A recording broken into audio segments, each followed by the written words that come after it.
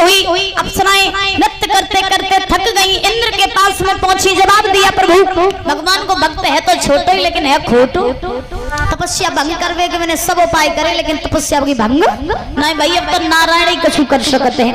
सारे देवी देवता भगवान नारायण के पास में पहुंचे, जवाब दिया नाथ आप जाइए, जा करके अपने भक्त को दर्शन दीजिए, क्योंकि अगर आपने अपने भक्त को दर्शन नहीं दिए तो पूरी पृथ्वी का विनाश हो जाएगा, क्योंकि जीव जंतु पशु पक्षी बिना प्राण वायु के सब मरे जा रहे हैं, आप जाइए जा करके दर्शन दीजिए।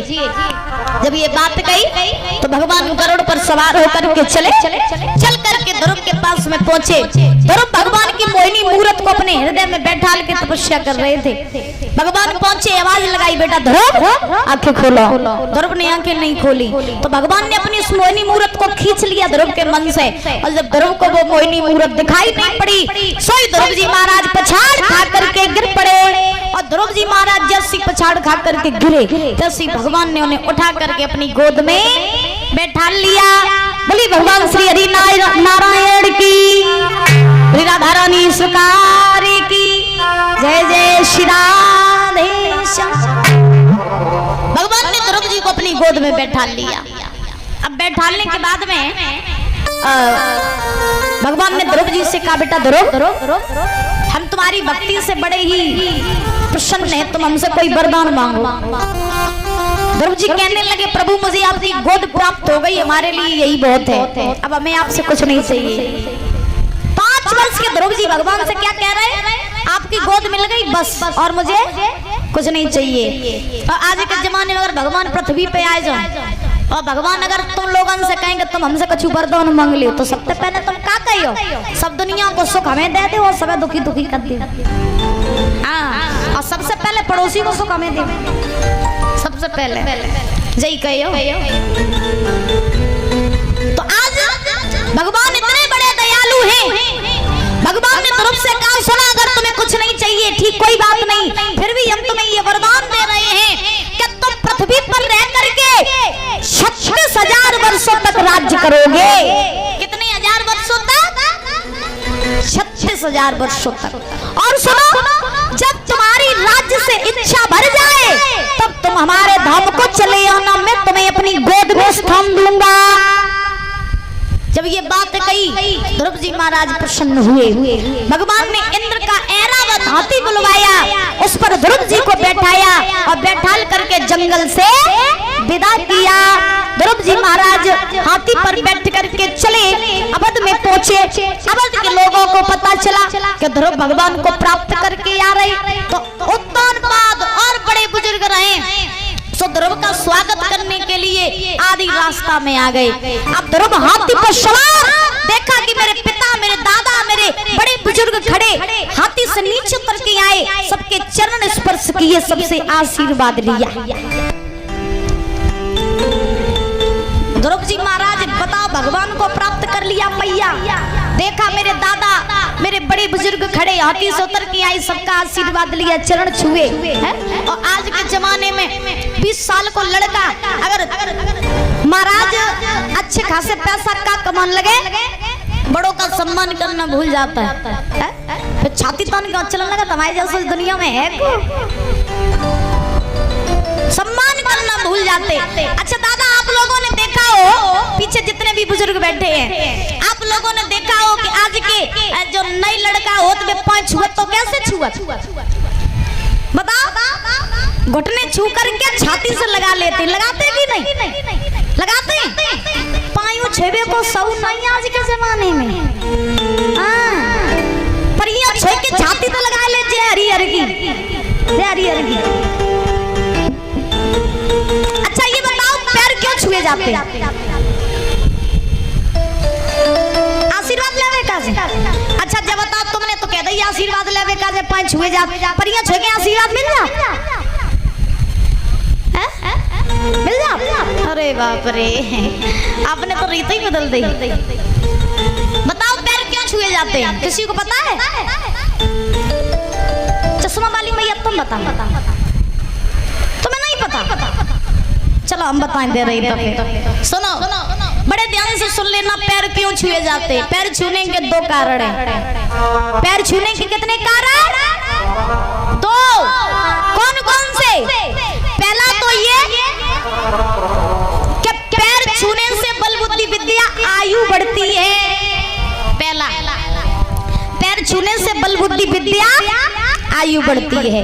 और दूसरा कि जब हम किसी के पैर छूते हैं तो उस व्यक्ति के गुण हमारे अंदर प्रवेश कर जाते हैं। अच्छा महात्मा जी, ये बात आपको पता होगी, जितने हमारे संत महात्मा बैठे ये बात आपको पता होगी कि जो बड़े बड़े महर्षि होते हैं, बड़े बड़े संत महात्मा होते हैं, वो अपने पैर कभी किसी को नहीं छुपाते। आपने देखा होगा शायद, वो कभी पैर नहीं छुपाते, कभी नहीं छुपाते। क्यों नहीं छुपाते? क्योंकि वो जानते हैं कि पैर शराबी भी छुएगा, जुआरी भी छुएगा, कबाड़ी भी छुएगा, मांसाहारी भी पैर छुएगा, उसके गुण हमारे अंदर आ जाएंगे। याद रखना, जब हम पैर छूते हैं, शराबी के पांव छुआ परीक्षक जी, तो शराबी के गुण तुम्हारे अंदर आ जाएंगे। अगर चरित्रहीन व्यक्ति के पैर छुओगे तो उसके गुण तुम्हारे अंदर आएंगे। पैर किसके किसके छूने चाहिए? सुनो, जो विद्वान हो, जो गुणवान हो, जो चरित्रवान हो, जिसका समाज में सम्मान हो, जो भगवान का भक्त हो, उसके पैर छूने चाहिए। और शराबी के कभी पैर ना छुआ, जुआरी के कभी पैर ना छुआ, जो मांस खाता है कभी उसके पैर ना छुआ। शराब अगर तुम्हारा सगा बाप भी पीता है तो उसके भी पैर ना छुआ। याद रखना, शराब अगर तुम्हारा बाप भी पीता है ना उसके पैर ना छुआ। जो भाई का हिस्सा खा करके बैठा है कभी उसके पैर ना छुआ। अब देखो, ये तो हमने आपको दो कारण बता दिए। अब तुम जाकर परियां छोके और छाती पे लगाए ले तो आशीर्वाद मिल जाता। आशीर्वाद मिलवे वालो नहीं है। जब भी पैर छुओ तो पैर का अंगूठा छूना चाहिए। क्या क्या छूना चाहिए? जोर के बोलो। पैर का अंगूठा।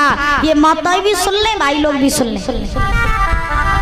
जब हम पैर का अंगूठा छूते हैं ना तभी आशीर्वाद मिलता है। और छाती से लगाए के नहीं, माथे से लगाए के। बोली राधा रानी सरकार की। बात समझ में आ गई? हाँ, याद रखना, पैसे कितने भी कमाने लग जाओ, बड़े व्यक्ति कितने भी बन जाओ, लेकिन बड़े बुजुर्गों का सम्मान करना न भूलो, उनका आशीर्वाद लेना बहुत जरूरी है। तो आज ध्रुव जी महाराज ने सबका आशीर्वाद लिया। ध्रुव जी चल करके सबसे पहले कहाँ पहुंचे? अपनी मौसी के पास, सुरुचि के पास, जिसने ध्रुव के तमाचा मारा था। अब सुरुचि ने देखा कि ध्रुव भगवान को प्राप्त करके आ रहे हैं। सुरुचि को लज्जा आ रही है कि ये वही ध्रुव है जिसके मैंने तमाचा मारा था। सुरुचि ने दरवाजा बंद कर लिया। ध्रुव बोले मौसी दरवाजा खोलो ना। और ध्रुव जी बोले माते दरवाजा खोला और